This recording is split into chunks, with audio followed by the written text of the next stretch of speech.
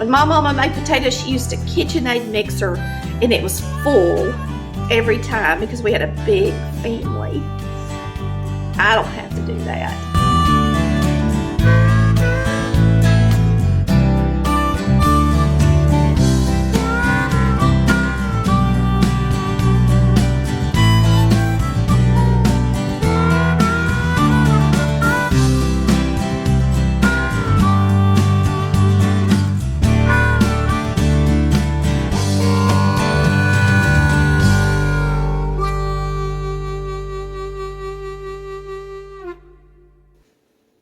Hey y'all, it's Tammy with Collard Valley Cooks. Today is New Year's Day, and we cannot have New Year's Day without having creamed potatoes. What are creamed potatoes? They're potatoes that are creamed with cream. I use a little sour cream, salt, pepper, and butter. And I use my electric mixer to whip them up nice and fluffy. That is what I call creamed potatoes. Mashed potatoes to me are just potatoes that you cook in your pot, and then you use a potato masher, and so they still have hunks of potato left in them. That to me is mashed potatoes. I'm going to cut up some potatoes because right now we're cooking some black-eyed peas and turnip greens, and this is our traditional New Year's Day meal. And I am glad you have joined us here at Collard Valley Cooks. This is where we cook like Mama did. Collard Valley Cooks has been around since 2017. It's been a little while since I started the show, and it has grown steady, and I'm excited to have y'all here with me today, learning how to cook creamed potatoes. You know, a lot of y'all might know how to cook creamed potatoes, but there's plenty of people out there that have never made creamed potatoes, believe it or not. Yes, there are. So I like to even do the simple things on the show because there are people out there that need to learn how to do it. And I'm doing it just like my mama did. Now, Mama didn't always use sour cream in her creamed potatoes. Most of the time she used canned cream or just whole milk, okay? But I personally like a little bit of sour cream in mine. And I know a lot of y'all out there like to put a little mayonnaise in your creamed potatoes.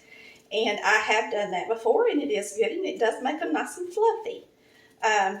So I can see why y'all like to do that as well. So we're going to cut up. I usually cut up one potato per person. So if you're just making creamed potatoes for supper and you want to know how many potatoes to cut up, I would cut up at least one medium potato per person. So if you got large potatoes, you could cut up 2 for 3 people, if that gives you a good idea. Excuse me. If that gives you a good idea about how many potatoes you need to cut up to feed how many people. So if you're feeding a crowd, then you better buy you a 10-pound bag of potatoes. So if you're feeding a crowd, you better buy you a 10-pound bag of creamed potatoes. And cut them up. Now, when you cook potatoes and you bring them to a boil, they will boil over if you put a lid on them. So do not put a lid on top of them unless it's just to bring them to a boil and then get it off pretty quick, or they are going to boil over and make a mess on the top of your stove. And I have done that many a times, but just a heads up to you who have not had experience making creamed potatoes. So we're going to bring y'all in a little closer and let you watch me cut up one with a paring knife. This is what we used growing up, what Mama always used and what Granny always used. And I'm going to show y'all how I cut my potato with a paring knife. I prefer to use a paring knife to cut and peel my potatoes. This is a paring knife, and I like the one that has a beak end, not the pointed end. I've had them both, of course, and this is just the one I prefer the most. This little knife is easy to handle. I put it in the dishwasher. It stays pretty sharp. And I do sharpen my knives with a knife sharpener. And you can see the knife sharpener and the knife that I like to use. We are affiliated with Amazon. So you can go onto our website and click Shop Now and look at all the things I use in the kitchen if you're interested in one of these items. This little knife is a real good knife to peel with. It does not mess with my arthritis near as much as even my name brand knife, the Cutco, that came with my knife set. I've never been able to peel potatoes and stuff with it without it really bothering my hand. So if you have arthritis and it is harder for you to peel, I suggest you get this little knife and try it. It's not real expensive, and boy, is it nice and sharp. So that's the way I cut my potato. And then Mama always sliced hers. Some people slice their potatoes in round circles. That's what Chris does, just like that. But I typically, let me just go ahead and finish this one off. And I'm going to show you how I typically slice mine. I typically take the potato, go down the middle, and I quarter it into 4 pieces, and then I slice to make cream potatoes, and that way I know they're going to get good and done quick, and I'm not going to have any lumpy potatoes. And I wait until they're good and fork tender before I cream them. Another thing, the key to creaming a good cream potato and it not getting sticky is as soon as they're done, you mix it up into cream potatoes and do not wait. If you let it sit in that starchy water for very long, it turns the potatoes really sticky, and then your potatoes turn like a pasty. They're just not very good.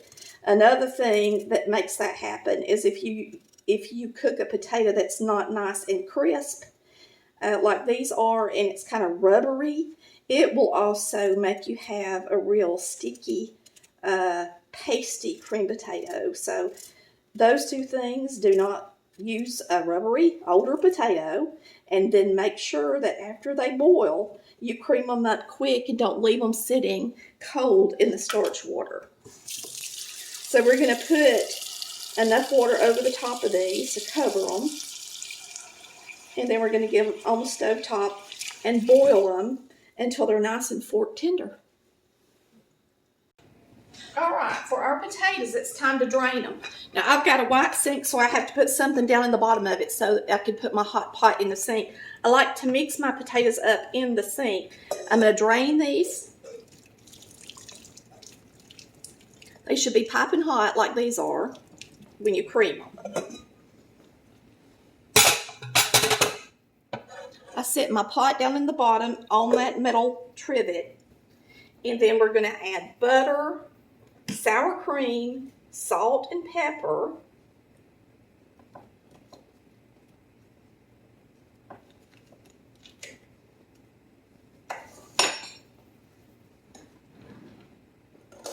And if you want the actual recipe, you can go on and look at the description post. I've just been doing it for so long, I just put it in there, and then I taste it, and then if I have to add a little salt, I do.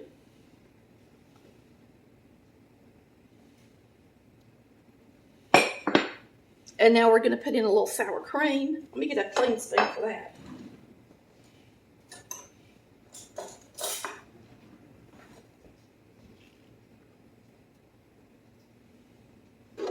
A tiny bit of milk to start with. And we're going to cream them. Now this is what I call creamed potatoes. And remember, when you wash off your this after you use it, you should wash it down every time you use it. And you should also take your wash rag and go down the cord, because lots of times we get stuff on the cord and we don't even realize it. So make sure you wipe off that cord as well when you're using your hand mixer to mix anything.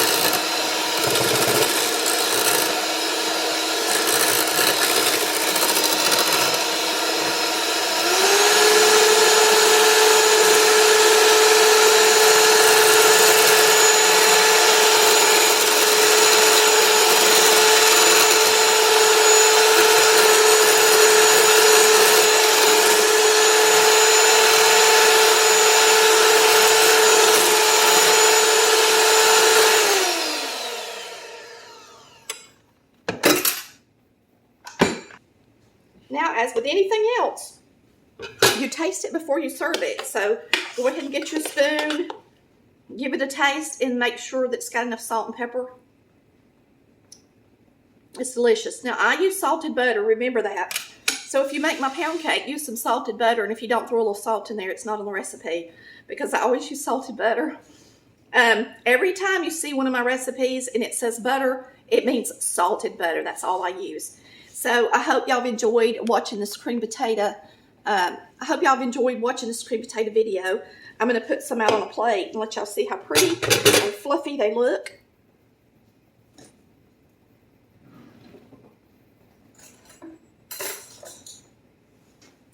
And of course, we'll serve them with our New Year meal.